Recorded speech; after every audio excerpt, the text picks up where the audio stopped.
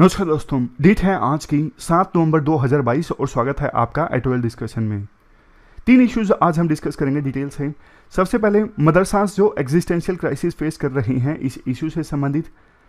दूसरा आर्टिकल हम यहाँ पे डिस्कस करेंगे यूनिफॉर्म सिविल कोड से संबंधित टेक्स्ट कंटेक्स्ट का। फिर इसके बाद लास्ट आर्टिकल हम डिस्कस करेंगे जो आर्किटेक्चर का प्रोफेशन है इसे कैसे स्ट्रॉन्ग बनाया जा सकता है। चलिए डिस्कशन स्टार्ट करते हैं। फर्स्ट इंपॉर्टेंट आर्टिकल मदरसास के एग्जिस्टेंशियल क्राइसिस से संबंधित है। आप जीएस पेपर सेकंड के इस टॉपिक से आर्टिकल को रिलेट कर सकते हो। देखो, मदरसा वैसे एक अरबिक वर्ड है। गल्फ कंट्रीज में मदरसास का मतलब होता है एजुकेशनल इंस्टीट्यूशन, जहां पर स्टूडेंट टीचर से पढ़ते हैं। लेकिन गल्फ कंट्रीज के बाहर मदरसा वर्ड का जो मतलब है वो और ज्यादा स्पेसिफिक हो जाता है इस्लाम की स्टडी। जैसे इंडिया में, पाकिस्तान में, अफगानिस्तान में मदरसास में इस्लाम की स्टडी करवाई जाती है। बहुत कम मदरसे ऐसे होंगे जो समय के अनुसार मदरसास के करिकुलम में साइंस एंड टेक जैसे सब्जेक्ट्स को एकोमोडेट कर पाए हैं, शामिल कर पाए हैं। देखो, वैसे कुछ एक्सपर्ट्स ऐसा बोलते हैं कि मदरसास में जो गरीब मुस्लिम परिवार हैं उनके बच्चे आगे पढ़ते हैं। मतलब वो परिवार जो अपने बच्चों को स्कूल में नहीं भेज पाते तो वो अपने बच्चों को मदरसास में भेज देते हैं। और मदरसास को चलाने में ग्रांट कहाँ से मिलती है? देखो, कुछ जो अमीर लोग हैं वो पैसे दे देते हैं। इसके अलावा कुछ लोग राशन वगैरह डोनेट कर देते हैं जिससे मदरसास का काम चलता है। लेकिन देखो, दूसरे तरह के एक्सपर्ट्स ये बोलते हैं कि बहुत सारे मदरसास ऐसे हैं, खास करके पाकिस्तान में, अफगानिस्तान में, जहां पर छोटे छोटे बच्चों में रेडिकलिज्म के एलिमेंट्स इनकलकेट किए जाते हैं। मतलब उन्हें रेडिकलाइज करने की कोशिश की जाती है मदरसों में। इस्लाम का गलत वर्जन पढ़ाया जाता है, उनका माइंड वॉश किया जाता है और बाद में उन्हें इस्तेमाल किया जाता है आतंकवाद के लिए। जैसे मैं आपको एग्जाम्पल देता हूं, तालिबान की मूवमेंट में अभी बहुत सारे लोग ऐसे हैं जो पाकिस्तान के मदरसास में पढ़े हैं। तो शुरुआत से ही, यानी बचपन से ही वो मदरसास में पढ़े और उन मदरसास का इस्तेमाल किया गया अफगानिस्तान में तालिबान की मूवमेंट को आगे ले जाने के लिए। यानी छोटे छोटे बच्चों को रेडिकलाइज किया गया। बाद में वही बच्चे जब बड़े हुए वो तालिबान की मूवमेंट में शामिल हो गए अफगानिस्तान में। अब एक बात जो हमेशा बोली जाती है, आप देखो, घर के बैकयार्ड में सांप पालोगे तो ये इंश्योर नहीं कर सकते वो आप ही को काटेगा। अब बहुत सारे ऐसे लोग जो रेडिकलाइज हो चुके हैं, जो पाकिस्तान के मदरसास में पढ़े हैं, अफगानिस्तान में तालिबान का रूल आ चुका है, अब वो टीटीपी यानी तहरीक तालिबान को सपोर्ट कर रहे हैं। खैर, आते हैं फिर से मुद्दे पर। मदरसास के बारे में हम डिस्कस कर रहे थे। 2 तर्क। एक पहला तर्क कि गरीब परिवारों के बच्चे यहाँ पर पढ़ते हैं, उन्हें खाने पीने का सामान मिलता है, रहने की सुविधा मिलती है। और दूसरा तर्क ये जो कुछ एक्सपर्ट्स आरोप लगाते हैं कि कुछ मदरसास का इस्तेमाल होता है यूथ को और छोटे बच्चों को रेडिकलाइज करने के लिए। सभी का नहीं, कुछ मदरसास का, खास करके पाकिस्तान अफगानिस्तान बॉर्डर पर जो मौजूद हैं। चूंकि देखो, मदरसास का गलत इस्तेमाल होता है रेडिकलिज्म के लिए, इसलिए सोसाइटी का जो सोशल फैब्रिक है ना वो भी बहुत ज़्यादा डिसरप्ट हो गया है। पाकिस्तान में आज आप इतनी बड़ी ग्रेविटी के साथ जो रेडिकलिज्म देखते हो ना, पाकिस्तान की सोसाइटी इतनी ज़्यादा रेडिकलाइज हो चुकी है, पहले नहीं थी। मतलब आप 50 साल पहले देखोगे, या फिर यूं मानिए जब देश आज़ाद हुआ था 1947 में, उस समय देखो सऊदी अरेबिया में रूढ़िवादिता काफ़ी ज़्यादा थी महिलाओं को लेके, कल्चर को लेके। और पाकिस्तान काफ़ी उस समय लिबरल कंट्री हुआ करता था क्योंकि ब्रिटिशर्स का रूल था इंडिया पाकिस्तान दोनों पर। तो पाकिस्तान का कल्चर काफ़ी लिबरल था। आज देखिए पासा पलट चुका है। सऊदी अरेबिया ने पाकिस्तान के मदरसास को फंड किया, वहाबी कल्चर को प्रमोट किया, उल्टा हो गया है। सऊदी अरेबिया पहले के अपेक्षाकृत आज काफ़ी लिबरल बन गया है और पाकिस्तान काफ़ी ज़्यादा रेडिकलाइज हो गया है। इंडिया पे आते हैं, क्यों ये हम मदरसास का इशू डिस्कस कर रहे हैं। यूपी सरकार ने यह कहा है कि हम जो अनरिकॉग्नाइज्ड मदरसास हैं उनका सर्वे करवाएंगे ताकि हमें इंफॉर्मेशन पता लगे क्या कुछ चल रहा है मदरसास में, इंफ्रास्ट्रक्चर उन मदरसास में कैसा है। उसके बाद हम हेल्प करेंगे मदरसास की। इसके जवाब में राइटर कहते हैं नहीं, सरकार की मंशा ठीक नहीं है। सरकार तो मदरसास को खत्म करना चाहती है। इससे पहले भी इंडिपेंडेंस डे के मौके पर एक बार सरकार ने यह बोल दिया था कि मदरसाज में जो हमारा इंडियन फ्लैग है ना, वो लहराया जाए, फहराया जाए, उसको रिकॉर्ड किया जाए और वीडियो लोकल मजिस्ट्रेट को सबमिट की जाए। तो मतलब एक प्रकार से मदरसा स्टूडेंट्स को बोला गया कि आप अपना पेट्रियोटिज्म साबित कीजिए। चलो देखो, सरकार जो कर रही है वो तो कर ही रही है, बट आज के समय में मदरसास भी बहुत तरह के इश्यूज से जूझ रहे हैं। बहुत सारे मदरसास अनरिकॉग्नाइज्ड हैं, इरेगुलर हैं। वहाँ पे जो टीचर्स पढ़ाते हैं उनकी क्वालिटी अच्छी नहीं होती, सेमी एजुकेटेड टीचर्स पढ़ाते हैं। बहुत कम मदरसास आपको ऐसे मिलेंगे जहाँ पे सेकुलर एजुकेशन दी जाती है। मतलब मोस्ट ऑफ द मदरसास में इस्लामिक स्टडी ही करवाई जाती है, इस्लाम पे स्टडी करवाई जाती है। पहले कम्युनिटी फंडिंग से काम चलता था, लेकिन राइटर के अनुसार कम्युनिटी फंडिंग अब बहुत ज़्यादा कम हो गई है। इसके साथ साथ मतलब अब ये भी नहीं पता कि आने वाले कुछ दिनों में वहाँ पे खाना मिल पाएगा, नहीं मिल पाएगा, सर्दियों में रहने के लिए कंबल मिल पाएगा, नहीं मिल पाएगा। मदरसास के हज़ारों जो स्टूडेंट्स हैं वो एग्जिस्टेंशियल क्राइसिस से जूझ रहे हैं। कोविड-19 से पहले सभी जो स्टूडेंट्स थे अपने अपने घर चले गए थे, उसमें से बहुत सारे स्टूडेंट्स तो कभी नहीं लौटे। उनके माँ बाप ने उन्हें काम पर लगा दिया, किसी ने ढाबे पर लगवा दिया, किसी ने लोकल फैक्ट्री में लगवा दिया, किसी ने फार्म में एज ए मजदूर काम दिलवा दिया। तो मतलब गरीबी के कारण सिर्फ गरीब बच्चे ही मदरसास में पढ़ते हैं। तो कोविड-19 के बाद वो काम पे नहीं लौटे, बहुत सारे मदरसास में नहीं लौटे, बहुत सारे, मतलब वो काम में लग गए। तो बहुत सारे अब आगे ना मदरसास के एग्जाम्पल डिस्कस किए जाते हैं, जैसे जमायतुल हमद गौतम बुद्ध नगर में है। ये जो मदरसा है वो स्टूडेंट्स को बोल रहा है कि आप CBSE के एग्ज़ाम लीजिए, लेकिन ऐसे मदरसास की संख्या बहुत कम है। अब स्पॉन्सरशिप नहीं मिल रही है, तो मदरसास का कामकाज बहुत ज़्यादा मुश्किल से चल रहा है।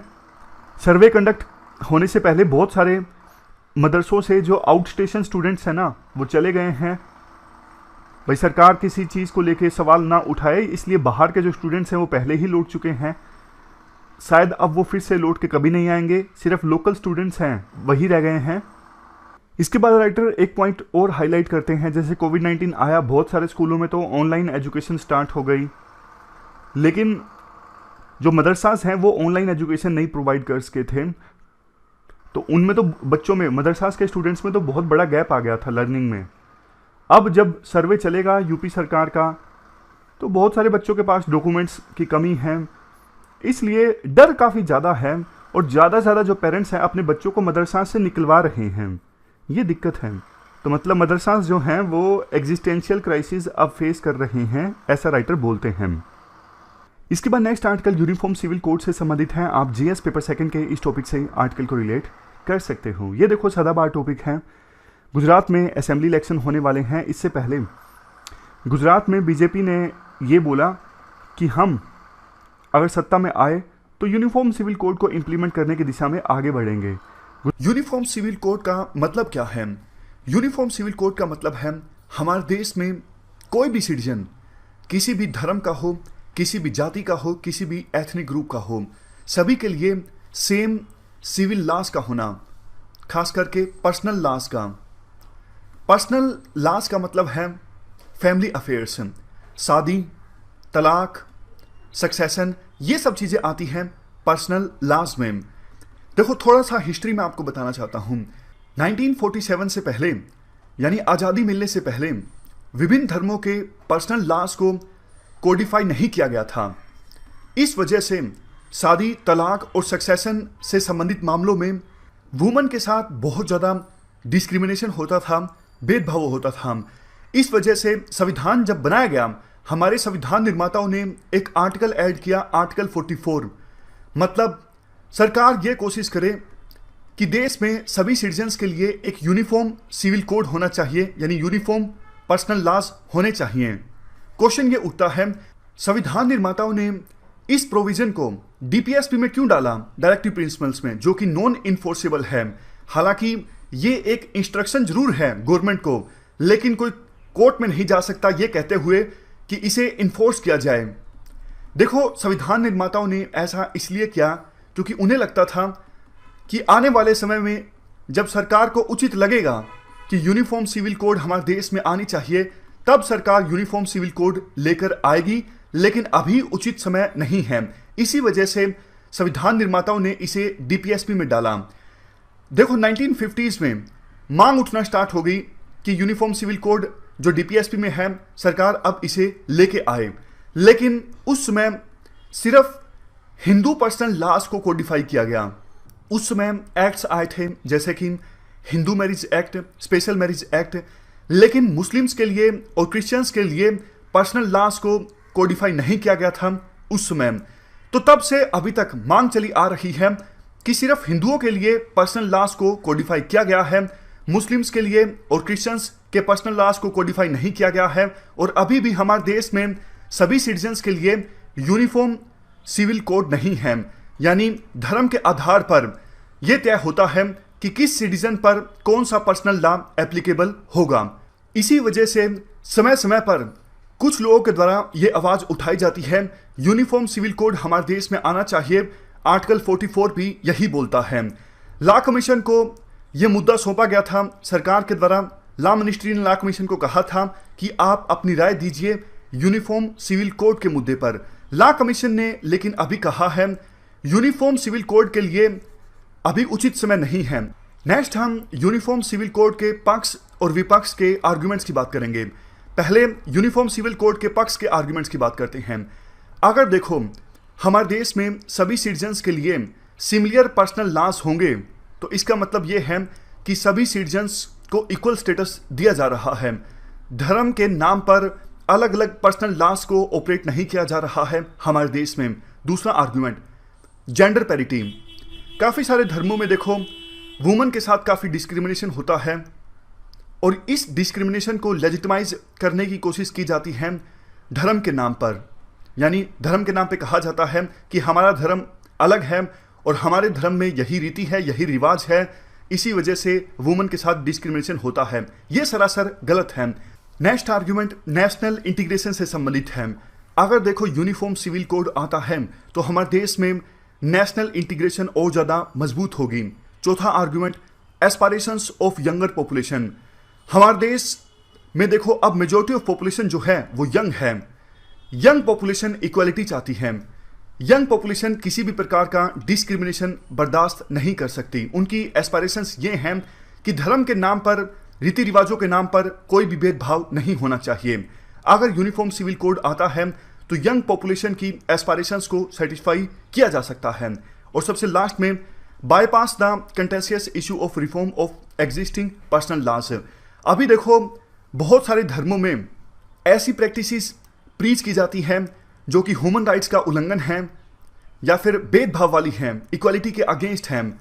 अब सीधा सीधा सुप्रीम कोर्ट इंटरफेयर करे किसी एक स्पेसिफिक धर्म में तो आवाज उठने लगती है कि आप सिर्फ हमारे धर्म के अंदर इंटरफेयर क्यों कर रहे हो। हमारे पास आर्टिकल 25 है, हम हमारे धर्म को अपने हिसाब से मैनेज कर सकते हैं। लेकिन सभी धर्मों के लिए यूनिफॉर्म सिविल कोड आएगा तो इस प्रकार की जो पुरानी प्रैक्टिसेस हैं वो अपने आप खत्म हो जाएंगी। तो पांचवा आर्गुमेंट कहने का मतलब ये है कि पर्सनल लॉज में रिफॉर्म्स लाने की जो प्रक्रिया है उसको बाईपास किया जा सकता है यूनिफॉर्म सिविल कोड की सहायता से। अब हम यूनिफॉर्म सिविल कोड के खिलाफ जो आर्गुमेंट्स दिए जा सकते हैं उनकी बात करते हैं। सबसे पहला आर्गुमेंट है practical difficulties due to diversity in India. India में देखो बहुत सारे धर्म हैं, बहुत सारी जातियां हैं, बहुत सारे एथनिक ग्रुप्स हैं, तो कैसे एक पर्सनल लॉज सरकार लेके आएगी। सरकार के लिए ये बहुत ही मुश्किल काम होगा कि इतनी सारी डाइवर्सिटी के साथ सिमिलर पर्सनल लॉज को फॉर्मुलेट करना सभी सिटीजन्स के लिए। ये पहला आर्गुमेंट है। दूसरा आर्गुमेंट, परसेप्शन देखो ये जाती है जब भी यूनिफॉर्म सिविल कोड इंप्लीमेंट करने की बात आती है, परसेप्शन ये जाती है कि जो मेजोरिटेरियन कम्युनिटी के पर्सनल लॉज हैं उनको थोप ना दिया जाए माइनॉरिटी कम्युनिटी के पर्सनल लॉज पर। तीसरा argument, interference of state in personal matters. अगर देखो हमारे देश में यूनिफॉर्म सिविल कोड आता है, इसका मतलब स्टेट जो है विभिन्न धर्मों के पर्सनल मैटर्स में इंटरफेरेंस यानी दखलंदाजी कर रहा है, जो कि संवैधानिक वैल्यूज के अगेंस्ट है। नेक्स्ट आर्गुमेंट है sensitive and tough task. Uniform civil code का जो मसला है बहुत ज़्यादा सेंसिटिव है। ऐसा ना हो कि यूनिफॉर्म सिविल कोड के चक्कर में कुछ जो माइनॉरिटी कम्युनिटीज हैं बहुत ज़्यादा एलियनेट हो जाएं और समाज की जो स्टेबिलिटी है वो स्पॉइल हो जाए। सबसे लास्ट में आर्गुमेंट दिया जा सकता है, देखो यूनिफॉर्म सिविल कोड हालांकि डीपीएसपी में है और सरकार की जिम्मेदारी है यूनिफॉर्म सिविल कोड को लेकर आना, लेकिन अभी फिलहाल ये उचित समय नहीं है। अभी सरकार को हर एक धर्म पर अलग अलग फोकस करना चाहिए और किसी धर्म में अगर कोई ऐसी प्रैक्टिस प्रीच की जाती है जो कि इक्वालिटी के अगेंस्ट है, वुमेन के साथ डिस्क्रिमिनेशन को प्रमोट किया जाता है, तो ऐसी प्रैक्टिसेस को हटाने पर सरकार फोकस करे। ऐसा नहीं कि सबके लिए सिमिलर प्रैक्टिस हो। बेशक देखो हर एक धर्म के लिए अलग पर्सनल लॉज हों, लेकिन इक्वालिटी होनी चाहिए, डिस्क्रिमिनेशन नहीं होना चाहिए, फंडामेंटल राइट्स का उल्लंघन नहीं होना चाहिए। और सरकार ऐसा कर भी रही है। सरकार में देखो जुडिशरी भी आती है। जुडिशरी अब जुडिशरी ने अभी ट्रिपल तलाक के इशू पर वर्डिक्ट दिया, तो ये एक प्रकार से कोशिश है मुस्लिम महिलाओं के साथ जो डिस्क्रिमिनेशन होता है, उनके फंडामेंटल राइट्स का वायलेशन होता है, उसे खत्म करने की। इवन पोलीगैमी, बहुविवाह, वो भी केस जो है अब सुप्रीम कोर्ट के पास पेंडिंग है, उस पर भी जल्द ही फैसला आ सकता है। उसी प्रकार से देखो हिंदू धर्म में भी कुछ गलत होता है तो उन मसलों पर सुप्रीम कोर्ट या फिर सरकार रिफॉर्म्स लेकर आए। यूनिवर्सल प्रिंसिपल्स अप्लाई करे सरकार सभी धर्मों में, इक्वालिटी, ह्यूमन राइट्स, ये जो प्रिंसिपल्स हैं वो सभी धर्मों के पर्सनल लॉज में एप्लीकेबल होने चाहिए। अगर ऐसा होता है तो धीरे धीरे अपने आप एक ऐसी स्टेज आ जाएगी जब यूनिफॉर्म सिविल कोड को आसानी से इंप्लीमेंट किया जा सकेगा। लेकिन देखो इसके साथ साथ विभिन्न धर्मों की कम्युनिटीज को काम करना होगा, एक संवेदनशीलता भी फैलानी होगी ताकि अपने आप से ही विभिन्न कम्युनिटीज कदम उठाएं और कम्युनिटी के अंदर वुमेन के साथ कुछ अगर गलत डिस्क्रिमिनेशन होता है या फिर जेंडर इक्वलिटी के अगेंस्ट जाके कोई काम होता है तो उसे धर्म के नाम पर लेजिटिमाइज ना किया जाए, ऐसी प्रैक्टिसेस को खत्म किया जाए कम्युनिटीज के द्वारा अपने आप से। लॉ कमीशन के द्वारा देखो ये बोला गया अभी उचित समय नहीं है यूनिफॉर्म सिविल कोड के लिए, लेकिन फैमिली लॉज में काफ़ी सारे रिफॉर्म्स सजेस्ट किए गए हैं लॉ कमीशन के द्वारा। फॉर एग्जाम्पल अभी देखो मैन के लिए शादी के लिए जो मिनिमम एज है वो है 21 और वुमेन के लिए है 18। लॉ कमीशन के द्वारा कहा गया कि देखो ये पुरानी दकियानूसी सोच है, ये स्टीरियोटाइप है कि मैन की जो एज है शादी करते वक्त वुमेन से बड़ी होनी चाहिए। इस वजह से मिनिमम एज मैन की शादी के लिए 21 और महिलाओं के लिए 18, ये गलत है। दोनों के लिए इक्वल एज होनी चाहिए 18-18। दूसरा सजेशन लॉ कमीशन के द्वारा फैमिली लॉ से संबंधित ये दिया गया, तलाक के बाद पति पत्नी के बीच प्रॉपर्टी आधी आधी डिवाइड हो, यानी इक्वली डिवाइड हो।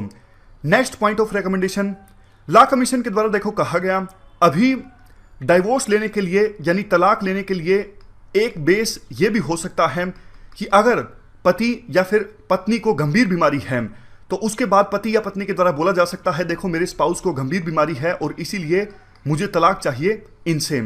लेकिन लॉ कमीशन ने कहा अगर देखो डिजीज क्यूरेबल है, जिसका इलाज हो सकता है या फिर जिसे कंट्रोल किया जा सकता है, तो उस बीमारी के लिए ये एक ग्राउंड नहीं होना चाहिए तलाक लेने के लिए।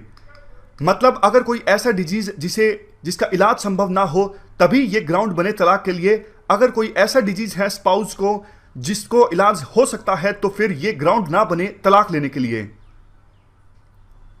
नेक्स्ट रिकमेंडेशन देखो सिविल मैरिज के वैलिड होने से पहले पेरेंट्स को 30 दिन का एडवांस नोटिस देना पड़ता है। तो इस 30 दिन के नोटिस का फायदा उठाया जाता है पेरेंट्स के द्वारा, स्पेसिफिकली तब जब कपल के द्वारा इंटरकास्ट मैरिज की जाती है या फिर इंटर रिलीजन मैरिज की जाती है। तो लॉ कमीशन के द्वारा बोला गया 30 दिन का जो नोटिस देने का प्रोविजन है इसे हटा दिया जाए। अगली रिकमेंडेशन लॉ कमीशन के द्वारा यह बोली गई कि अडल्ट्री जो है इसे डीक्रिमिनलाइज किया जाए और ये एक बेस होना चाहिए तलाक लेने के लिए। नेक्स्ट लॉ कमीशन के द्वारा यह भी बोला गया कि देखो बच्चों के साथ और पेरेंट्स के साथ एडॉप्शन और गार्डियनशिप संबंधित मैटर्स में सिमिलर ट्रीटमेंट होनी चाहिए। कहने का देखो मतलब साफ है, लॉ कमीशन के द्वारा एक कोशिश की गई है कि सभी धर्मों के जो फैमिली लॉज हैं उनमें कुछ कुछ रिफॉर्म्स आने चाहिए यूनिवर्सल प्रिंसिपल्स के आधार पर। कौन से universal principles? Non discrimination, equality. अगर देखो ये प्रिंसिपल्स सभी धर्मों के पर्सनल लॉज में, फैमिली लॉज में प्रीच किए जाएंगे तो ऑटोमेटिक यूनिफॉर्म सिविल कोड की तरफ हमारा समाज बढ़ेगा। अगर ऊपर से यूनिफॉर्म सिविल कोड इंपोज किया जाता है तो समाज में इंस्टेबिलिटी आ सकती है। ये कल्चरल डाइवर्सिटी के अगेंस्ट होगा और प्लूरलिटी के भी अगेंस्ट होगा। इस प्रकार से डिटेल से हमने यूनिफॉर्म सिविल कोड के बारे में जान लिया। अब आज के आर्टिकल की तरफ आते हैं। आज के आर्टिकल में देखो ये बोला जाता है यूनिफॉर्म सिविल कोड की आवश्यकता नहीं है, मतलब खिलाफ में बोला जाता है, और 3-4 जो आर्गुमेंट्स दिए जाते हैं वो मैं आपको बताता हूं। सबसे पहला ये बोलना कि गोवा में यूनिफॉर्म सिविल कोड है, बाकी जगह भी इंप्लीमेंट किया जा सकता है, गलत होगा। क्योंकि देखो गोवा में ना पुर्तगालियों का रूल था, बहुत लेट गोवा को आज़ाद करवाया गया पुर्तगाल से 1961 में।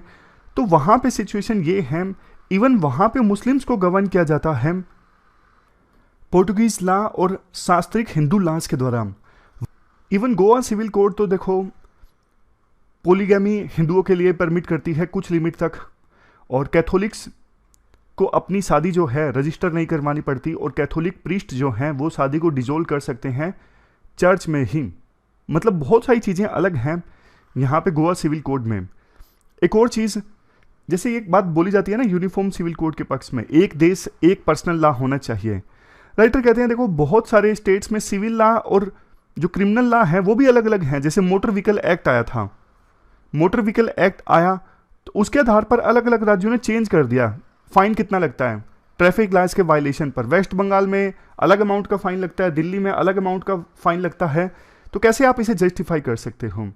और देखो जब यूनिफॉर्म सिविल कोड को लाने की बात हो रही थी ना, तो संविधान सभा में ये डिबेट चल रही थी संविधान निर्माताओं के बीच में कि इसे डीपीएसपी में डाला जाए या फिर एफआर में। एफआर में नहीं डाला गया, डीपीएसपी में डाला गया, क्योंकि उस समय संविधान निर्माताओं को यह लगता था वक्त जो है वो सही नहीं है अभी यूनिफॉर्म सिविल कोड लाने के लिए। और लॉ कमीशन ने भी यही कहा अपनी रिपोर्ट में कि हाँ अभी बिल्कुल सही वक्त नहीं है यूनिफॉर्म सिविल कोड लाने के लिए। तो ये पूरा आर्टिकल हमने डिस्कस किया। चलते हैं आगे। इसके बाद नेक्स्ट आर्टिकल आर्किटेक्चर के प्रोफेशन से संबंधित है। आप जीएस पेपर सेकंड के इस टॉपिक से आर्टिकल को रिलेट कर सकते हो।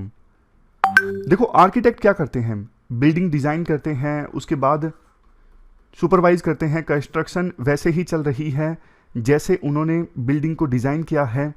लेकिन दिक्कत यह है जो आर्किटेक्ट करते हैं ना वो इंजीनियर्स भी करते हैं, मतलब उनका काम जो है वो ओवरलैप होता है इंजीनियर्स के साथ।